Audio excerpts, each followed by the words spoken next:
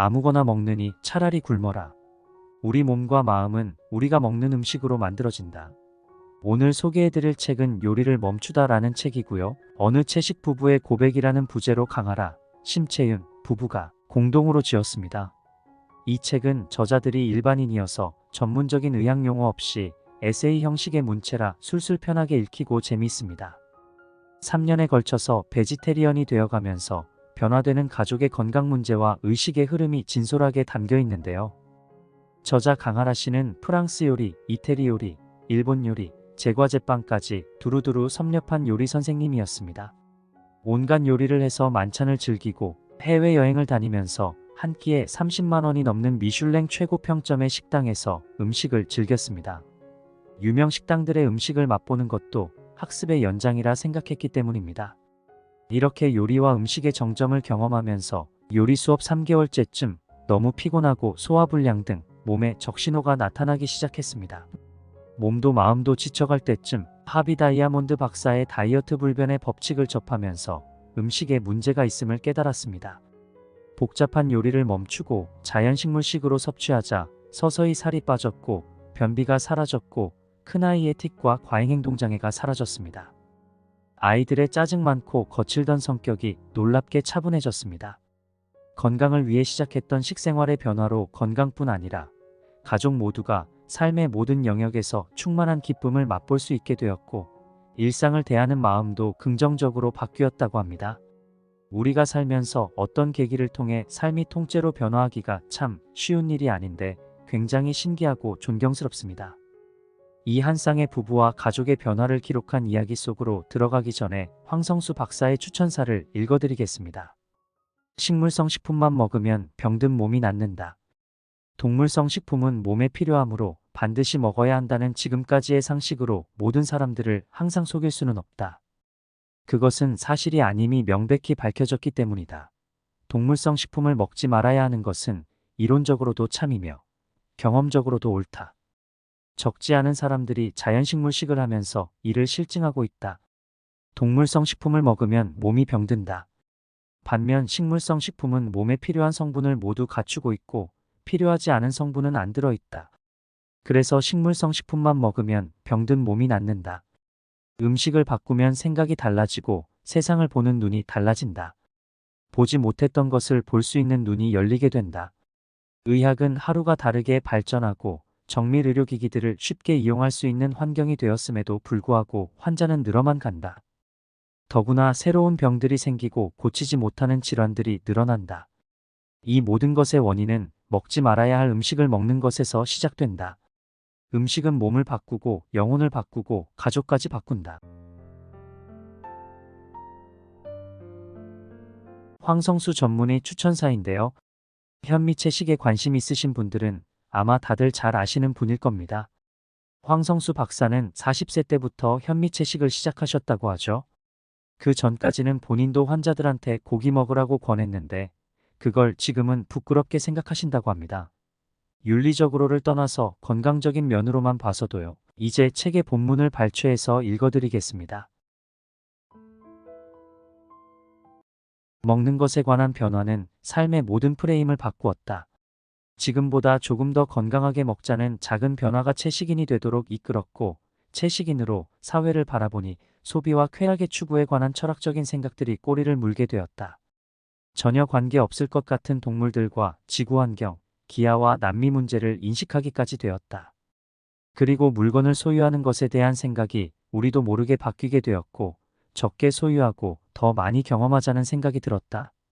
끝없이 물건을 사고 호화로운 식사의 즐거움을 느끼던 우리의 삶을 바꾸고 싶었다. 작고 단정하며 소박한 삶을 꾸리고 싶다는 마음이 차오르던 시기였다. 채식을 시작했던 봄부터 하와이 여행을 계획했고 여름과 가을에 필요하지 않은 물건들과 살림을 정리했다.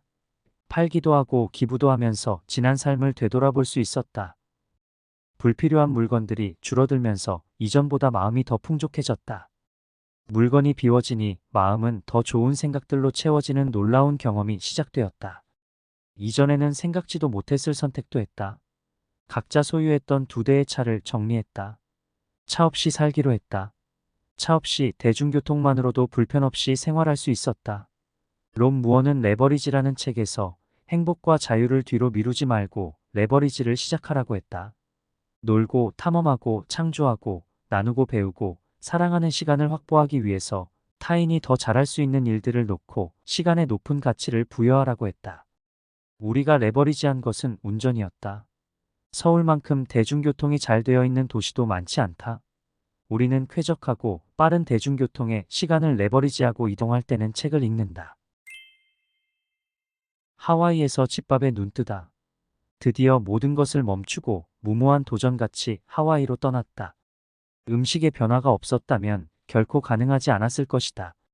우리가 사람들이 쉽게 결심하지 못하는 것들을 할 수 있었던 이유는 결코 가진 것이나 시간이 많아서가 아니라 먹는 음식을 바꾸었기 때문이다.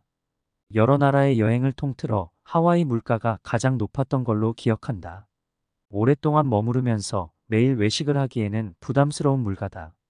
하와이에 오기 전부터 본격적인 채식을 했기 때문에 최대한 음식을 만들어 먹을 계획이었다.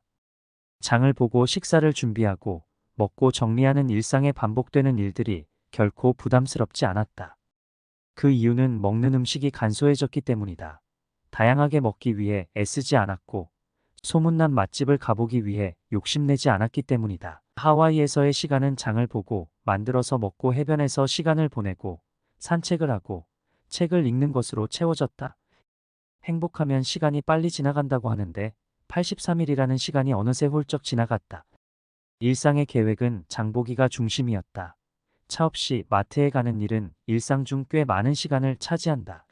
하지만 급할 것도 근심도 없는 일상에서 장보는 일은 콧바람 쐬는 즐거운 외출이다. 장보기를 끝내고 3, 4일 먹을 식량들을 준비하면 바쁠 일이 없는 것 같았다. 아침에 일어나면 물을 마시기도 전에 냉장고에 넣어두었던 잘 익은 파파야에 라임즙을 뿌려 숟가락으로 떠서 먹었다. 아침으로 파파야를 2~3개 정도 먹으면 배가 부르다. 밤사이에 부족해진 수분과 에너지가 한 번에 보충된다. 속도 편하고 소화도 잘 된다. 하루를 시작하는데 필요한 좋은 영양소들이 몸 안에 가득 들어오는 기분이다. 아침에 우리 몸에 필요한 것은 수분과 에너지로 쓰일 당인데 과일은 2가지를 충족하는 훌륭한 식사이면서 가공하지 않은 최고의 항산화 음식이다. 아침에는 뇌를 깨워야 하기 때문에 뇌가 가장 필요로 하는 에너지를 공급해야 한다. 흔히들 아침 식사로는 탄수화물이 가장 좋다고 말한다. 그래서 아침에 시리얼을 먹고 빵을 먹고 밥을 먹는다. 시리얼 제조사는 자사의 시리얼에 비타민과 칼슘 등 성장기 아이들에게 필요한 아침 영양소가 완벽하게 들어있다고 광고한다. 저장성도 좋아서 우유만 있으면 바쁜 아침을 해결할 수 있으니 사람들에게 반가운 식사 방법이다. 아침에 빵을 먹는 것은 근사하게 구현된 이미지로부터 학습된 욕망의 발현이다. 서양인들이 빵과 커피를 먹는 이국적이고 멋진 영화 속 장면들이 사람들로 하여금 무의식적으로 이를 따라하게 만든다. 뇌의 오류인 셈이다. 저 사람들처럼, 저 배우들처럼 빵과 커피를 먹으면 자신도 세련되고 멋있는 삶을 산다고 느껴지게 하는 심리작용인 셈이다. 게다가 빵과 커피는 중독성이 있어서 계속 이런 습관을 반복하게 된다. 아침에 과일을 밥처럼 생각하고 많이 먹으라는 말은 어디에도 없었다. 농부들은 아침에 과일을 먹으라는 광고를 만들 자본이 없다. 시리얼과 커피와 우유를 만드는 기업들은 얼마든지 광고를 만들고 배포할 수 있다. 과일은 우리에게 가장 좋은 탄수화물 공급원이다. 달콤한 과일을 충분히 먹으면 하루 동안 단 음식을 먹고 싶은 욕구가 줄어든다. 아이들이나 학생들, 직장인들의 등교 및 출근 시간이 너무 이르다면 아침에 과일을 양껏 충분하게 먹는 것이 가장 좋다. 혹은 과일을 먼저 먹은 후 감자, 고구마, 단호박, 옥수수 등을 쪄서 조금 더 먹을 수도 있다. 회사나 학교에서 점심시간 전에 무언가를 먹을 수 있는 형편이 된다면 이런 것들을 가져가서 먹을 수도 있다. 우리는 점심 식사 전에 배가 고프면 주로 바나나를 더 먹고 전날 익힌 고구마를 먹기도 한다. 아침 식사와 점심 식사 사이의 시간이 짧다면 과일만으로도 충분하다. 아이들은 누구나 수분이 많고 달콤한 과일을 좋아한다. 그 계절에 국내에서 수확되는 과일로 아침 식사를 한다면 누구나 즐겁게 하루를 시작할 수 있다. 과일로 아침 식사를 하면서 변비가 사라졌다. 중고등학교 시절부터 매일 화장실을 가지 못했던 나는 아침에 과일 먹기만으로 규칙적인 시간에 화장실을 가게 되었다. 더 이상 변비약도 유산균 음료도 유산균 건강보조제도 필요가 없어졌다. 예전에는 유산균 건강보조제를 매일 먹어야 화장실을 갈 수 있었다. 지금은 이 모든 것들로부터 자유로워졌다. 이렇게 멋진 변화를 주는 훌륭한 음식을 두고 우리는 무엇을 먹었던 걸까? 과일을 아침밥으로 먹기 시작하고부터 음식에 대한 생각을 원점에서 다시 시작하게 되었다. 과거의 아침 식사. 세련된 것과 건강한 것은 차이가 있음을 깨달았다. 먹을거리 중 첫 번째라는 것에는 생각의 변화가 필요했다. 그렇게 생각을 바꾸니 모든 것이 놀랄 것도 없고 새로울 것도 없었다. 전혀 새로운 음식을 먹는 것이 아니라 그저 평소에 우리가 먹는 음식들을 재조합하는 것일 뿐이다. 어떤 것은 조금 더 먹고 또 어떤 종류는 먹지 않고 다른 걸로 대체하는 식이다. 그리고 먹는 순서를 바꾸는 것일 뿐이다. 굉장한 변화 같지만 또 생각해보면 아주 작은 변화일 뿐이다. 그러나 그 변화의 결과는 너무도 놀라웠다. 두 아이의 비염과 비만과 변비 모두 사라지다. 아이들이 스스로 채식을 하겠다고 결심했을 때, 더 정확하게는 고기와 우유, 달걀, 생선 등을 먹지 않겠다고 했을 때, 우리는 아이들에게 앞으로 어떤 음식을 먹어야 할지, 학교에서는 어떻게 식사를 해야 하는지, 친구들의 질문에 어떤 대답을 할지에 대해서 오랫동안 이야기를 나누었다. 우리에게 필요한 모든 영양소들은 채소와 과일, 곡류에 있다고 알려주었다. 아이들이 채식을 하면서 몇 달에 걸쳐 지방과 가공식품들을 줄이는 자연식물식에 근접한 식생활로 조금씩 바꾸게 되었다. 굳이 먹지 않아도 되는 좋지 않은 공장식품들을 조금씩 줄여가는 과정을 거쳤고 아직도 진행 중이다. 식단 변화를 조금씩 욕심내지 않고 실천했다. 고기와 디저트를 좋아해서 과체중이었던 큰아이는 완전한 채식을 시작하면서 날씬한 체격으로 돌아왔다. 아이들 스스로 에너지가 넘친다는 말을 한다. 우리는 그런 어른스러운 모습에 더 놀라곤 한다. 휴일에 점심을 평소보다 과하게 먹었다는 생각이 들 때면 큰아이가 저녁에는 과일만 먹자고 제안하기도 한다. 우리 몸이 사용할 수 있는 각자의 에너지는 정해져 있는데 음식을 소화시키느라고 그 에너지를 많이 쓰게 되면 몸은 자연히 피곤하게 된다는 사실을 아이들은 알고 있다. 그리고 스스로 깨닫게 되고 어떻게 해야 할지를 알게 되었다. 어느 날 밖에서 저녁 식사를 하고 다음 날 늦잠을 잔 후 아이들 스스로 어제 저녁을 너무 많이 먹어서 오늘 늦잠을 자게 되었다는 말을 한다. 우리는 정말 놀라웠다. 어른들도 깨닫지 못하는 것들을 아이들이 생각하는 것이 신기하고 자랑스러웠다. 여느 아이들처럼 편의점에 가서 과자를 사 먹는 일도 길거리에서 파는 음식들을 먹는 일도 없다. 아이들이 점점 이런 간식을 덜 찾는다. 주방 안쪽에 스낵이나 크래커 등이 있어도 줄지가 않는다. 이런 공장 간식을 자연스럽게 덜 먹게 되면서 동시에 끼니 3번을 배불리 먹으니 식사 사이에 간식을 잘 먹지 않는다. 음식을 바꾸자 아이들의 성격이 차분해졌다. 부모들은 누구나 자식에게 많은 혜택을 누릴 수 있도록 아낌없이 주고 싶어 한다. 우리도 다르지 않다. 우리 부부도 우리 아이들이 더 많은 것들을 누리고 다양한 경험을 하고 지혜로운 어른이 되기를 소망한다. 우리가 아이들에게 줄 수 있는 것들 중 가장 멋진 선물은 채식을 할 수 있는 선택의 자유를 준 것이다. 우리는 아이들에게 채식을 해야 한다고 강요하지 않았고 선택할 수 있는 기회를 주었다. 어떤 선택을 하더라도 그 선택을 존중한다고 말해주었다. 아이들은 몰랐던 것을 알게 되면서 무지나 강요에 의해서가 아니라 진정한 자기 의사로 선택할 수 있는 자유를 갖게 된 셈이다.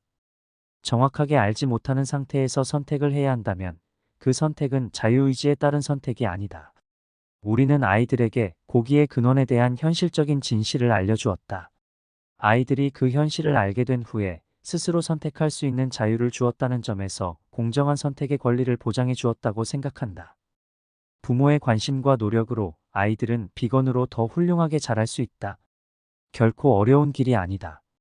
처음 시작이 낯설고 어떻게 시작해야 할지 막막할 수 있지만 그럴수록 단순하게 생각하면 모든 방법이 보인다. 아이는 변비가 있어 화장실을 규칙적으로 가지 못했는데 채식하면서 그게 사라졌다. 화장실 잘 가게 되어 기분이 좋다고 한다. 큰아이의 과잉행동장애와 틱장애가 거짓말처럼 사라지다. 우리 부부가 채식을 하기 전 큰아이의 틱장애 때문에 병원을 찾았을 때 말로만 듣던 ADHD도 함께 진단받았다. 보통 두 증상이 함께 올 때가 많다고는 하지만 부모로서 안타깝고 속상한 일이었다. 서양 의학에서 틱장애와 ADHD는 치료약이 없다. 증상을 경감시키는 완화 치료만 하기 때문에 더 답답할 뿐이다. 틱은 시간이 지나면서 점차 좋아진다고 하니 처음에는 아이를 지켜보기만 했다. 하지만 아이는 심했다가 덜했다가 증상의 정도가 바뀔 뿐 6년 동안 좋아지지 않았다. 아이는 스스로 틱 증상을 알고 있었고 어떤 상황에서 더 자주 나오는지도 인지하고 있었다. 기온이 내려가기 시작하는 가을에 더 심해지기도 했고 스트레스를 받거나 낯선 환경에서 더 나오기도 했다. 영화를 볼 때나 스마트폰이나 컴퓨터를 할 때 평소보다 더 심해지기도 했다. 지금 우리 아이는 틱과 관련된 어떤 치료도 받지 않는다. 하지만 지난 6년간 사라지지 않았던 아이의 틱은 최근 채식을 하는 동안 눈에 띄게 좋아졌다. 지금은 하루 종일 전혀 증상이 없을 때도 있다. 아이도 그것을 느끼고 행복해한다. 아이에게 바뀐 것은 먹는 음식뿐이었다. 우리는 먹는 음식이 아이의 몸을 만들고 그것들의 신비로운 작용이 아이 세포 하나하나에 긍정적 영향을 주었다고 생각했다. 비염과 과체중뿐 아니라 틱, 주의력 결핍 등 모든 증상들이 음식을 바꾸면서 좋아졌다. 틱은 정말이지 드라마틱한 호전을 보여서 다른 사람들은 전혀 눈치채지 못할 정도가 되었고 요즘은 우리도 전혀 의식하지 못하고 지낸다. 이제는 걱정이 되지 않는다. 문득 폭풍처럼 다가왔던 안타까운 마음과 암울한 심정에서도 벗어날 수 있게 되었다.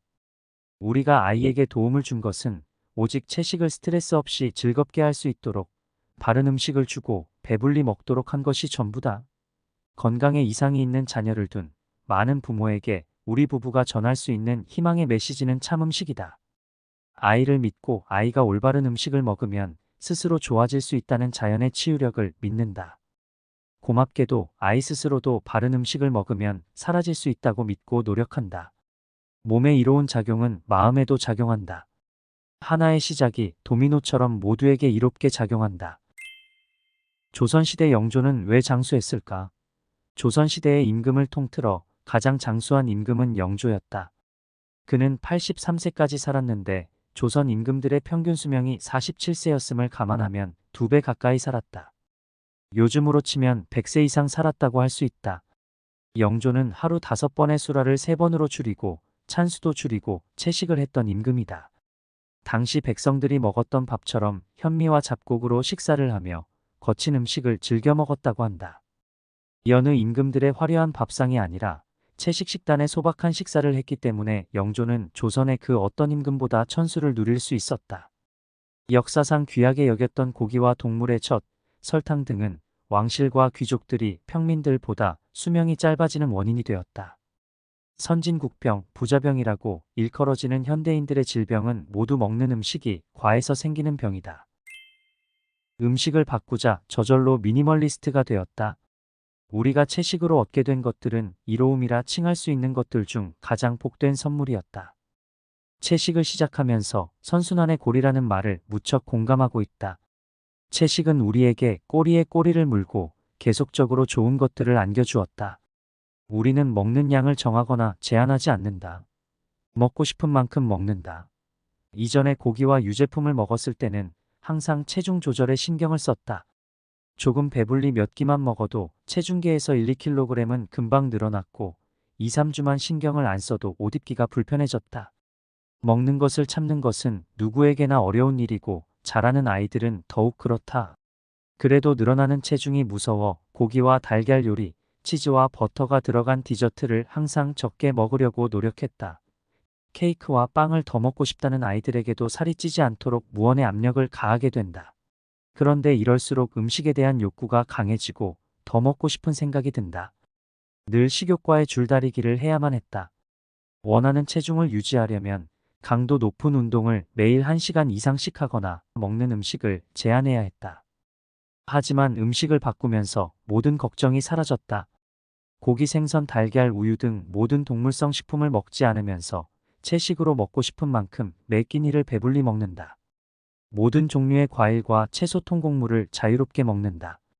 점심으로 현미밥을 2그릇 정도 먹는데 사람들이 우리가 먹는 밥의 양을 보면 놀라곤 한다. 밥을 그렇게 많이 먹냐고 항상 묻는다. 우리는 선조들이 칭하던 머슴밥을 먹는다. 고봉밥이라고도 부른다. 채식을 하면 소화가 잘 되어서 자주 많이 먹게 되는데 어떤 때는 정말 이렇게 먹어도 되나 싶을 만큼 하루 종일 먹는 날도 있다. 그런 날은 예전의 사고방식이 남아 있어서 체중계 위에 올라서기가 무서운 마음이 든다.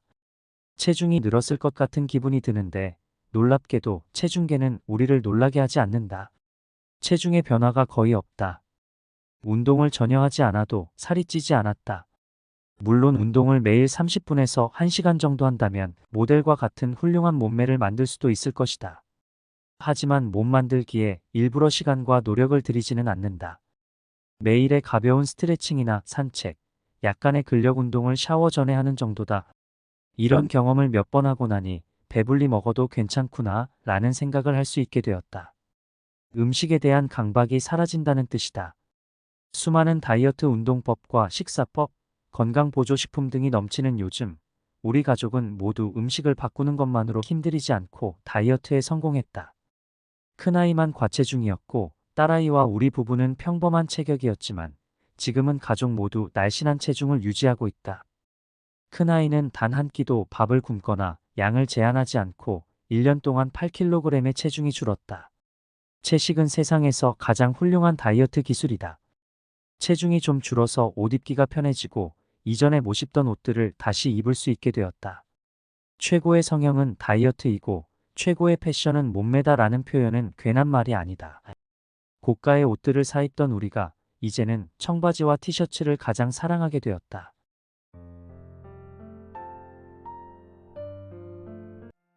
지금까지 강하라 심채윤의 요리를 멈추다 의 일부를 읽어드렸습니다. 채식을 통해 변화한 가족의 이야기를 읽으면서 많은 부분 공감했습니다.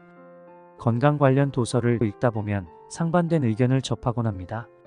어떤 전문의는 육류와 같은 동물성 식품을 먹어야 한다고 하고 어떤 분은 채소 과일식을 주장하시고 또 콜레스테롤이 위험하다는 이론도 있고 콜레스테롤은 무죄라는 이론도 있습니다. 여러분은 어떻게 생각하시는지요? 저도 때론 혼란스럽기도 하지만 제 체질이나 몸이 좋아지는 방향으로 섭취하고 있습니다. 아침에는 착즙이나 과일, 야채 샐러드 중심으로 먹으면서 식생활의 변화를 꾀하고 있지만 사실 고기를 아예 끊기는 어렵습니다. 다만 채식 중심의 식사를 하려고 노력하고 있는데요. 조승우 원장님도 7대3의 법칙을 전파하고 계시죠. 채소, 과일, 통곡물, 견과류를 7. 3은 육류, 가공, 건강기능식품으로 섭취해도 질병이 자연 치유되고 회복된다고 합니다. 그리고 하루에 2끼만 먹어도 되는데 하루 2끼 30일이면 60끼, 7대3을 적용하면 하루 42끼 대 18끼를 우리가 좋아하는 가공식품을 먹을 수 있다는 말씀이십니다. 나머지 42끼를 살아있는 음식을 먹도록 신경을 써서 조승우 원장님도 15kg을 감량하고 건강한 몸을 유지하신다고 하니 채소 과일식으로 하루를 꼭 시작해보면 좋겠습니다. 여러분들의 이야기도 댓글로 공유해 주시고 끝까지 들어주신 여러분 진심으로 감사드립니다.